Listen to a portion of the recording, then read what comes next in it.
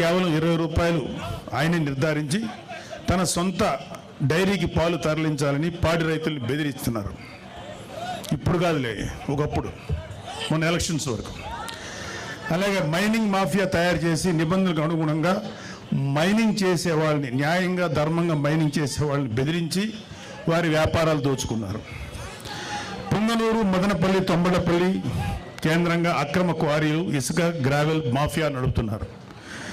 తిరుపతి మఠం భూములను ఆక్రమించుకున్నాడు. వడమాలపేటలో మండలంలో గుజరాతీ వ్యాపారిని అతని కుటుంబ సభ్యులను బెదిరించి ఆస్తులు రాయించుకున్నారు. తిరుపతి నగరంలో చెరువులు ఆక్రమించారు. మద్యం అక్రమ దందా మొత్తం పెద్దిరెడ్డి రామచంద్రారెడ్డి కనుసన్నల్లోనే నడిచింది. మద్యం క్వాలిటీ లేదన్న ఒక దళితుడిని నెక్స్ట్ డే చంపించారు. ఈ మద్యం ఏంటో ఇంత దరిద్రంగా ఉంది, మూత్రంలో ఉంది అన్నందుకు నెక్స్ట్ డే చంపేశారండి. ఆయన కమిషన్ల కోసం, ఆయన కాంట్రాక్టుల కోసం ఆవులపల్లి రిజర్వాయర్ నిర్మాణాన్ని చేపట్టారు. దీనివల్ల 100 కోట్లు నేషనల్ గ్రీన్ ట్రిబ్యునల్కి పెనాల్టీ చెల్లించారు. పొంగనూరు నియోజకవర్గం పులిచెర్ల మండలం మంగళంపేటలో విలాసవంతమైన భవనం కోసం 70 ఎకరాల పైగా ఆక్రమించుకున్నారు. అటవీ శాఖ భూములు ఆక్రమించి మార్కెట్ యార్డ్ నిధులతో రోడ్లు వేసుకున్నాడు. ఎర్రచందనం అక్రమ రవాణా కోసం అడవుల్లో రోడ్లు వేయించుకున్నారు. అటవీ శాఖ మంత్రి పదవి అడ్డం పెట్టుకుని రాష్ట్ర వ్యాప్తంగా మైనింగ్ ద్వారా ఇసుక, మట్టి, కంకర, గ్రానైట్ తదితర ప్రకృతి సంపదను దోచుకున్న అడవి దొంగ నువ్వు పెద్దిరెడ్డి రామచంద్రారెడ్డి. 2 లక్షల కోట్ల అక్రమాస్తులు కూడబెట్టాడు. 2 లక్షల కోట్లు లెక్క పెట్టాలంటే ఎంతసేపు పడుతుందో, ఎన్ని రూములు కావాలో అర్థం చేసుకోండి. ఆయన అక్రమాస్తుల విలువ మన రాష్ట్ర బడ్జెట్ 2 లక్షల కోట్లను దాటిపోయింది.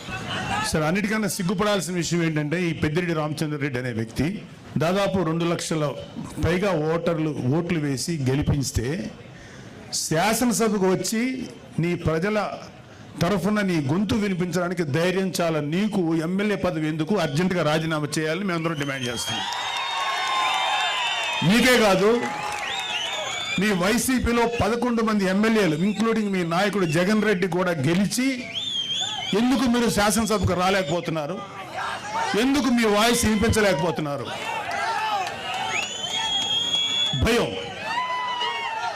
అంటే మీరు అధికారంలో 150 సీట్లు వచ్చినప్పుడు నోటుకు వచ్చినట్టు బిహేవ్ చేశారు, ప్రజల జీవితాలతో ఆడుకున్నారు.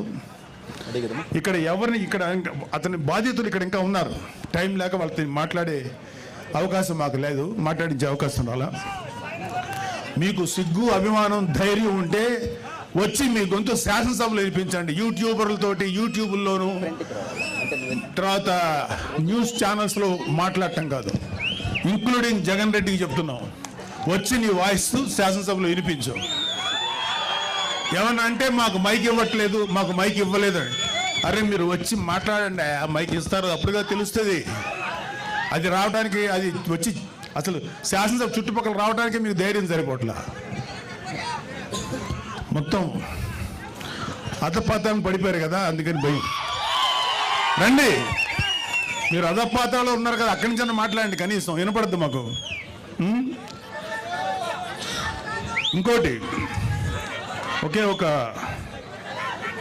వైసీపీ నాయకులు ఇంక్లూడింగ్ పెద్దిరెడ్డి రామచంద్రారెడ్డి ఎవరెవరి ఆస్తులైతే అడ్డగోలుగా కబ్జా చేశారో ఇవన్నీ కూడా బయటకు తీస్తాం. చాలామంది మన కార్యకర్తలు, కూటమి కార్యకర్తలందరికీ ఒక అసంతృప్తి ఉంది, వీళ్ళ మీద ఎవరి మీద చర్య తీసుకోలేదని. అందరి మీద చక్కగా చర్య తీసుకుంటాం. వచ్చి 8 నెలలు అయింది.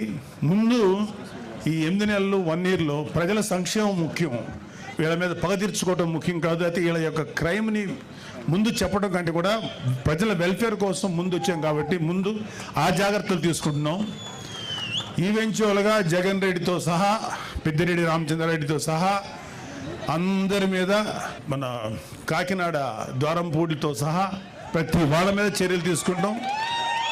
ఎవ్వడు లా నుంచి తప్పించుకోలేడు, చట్టం నుంచి ఎవ్వడు తప్పించుకోలేడు. ప్రతి వాడిని మెడబెట్టి లోపల తోస్తాం, అది గుర్తుపెట్టుకోండి. చివరగా ఒక చిన్న మాట, రైతు మీటర్ల పేరుతో 1500 కోట్లు విడుదల చేశారు. 1 మీటర్ బిగించలేదు. ఆ 1500 కోట్లు ఏమయ్యాయి? Mister Peddireddy, you have to answer. మీ పార్టీలో మీతో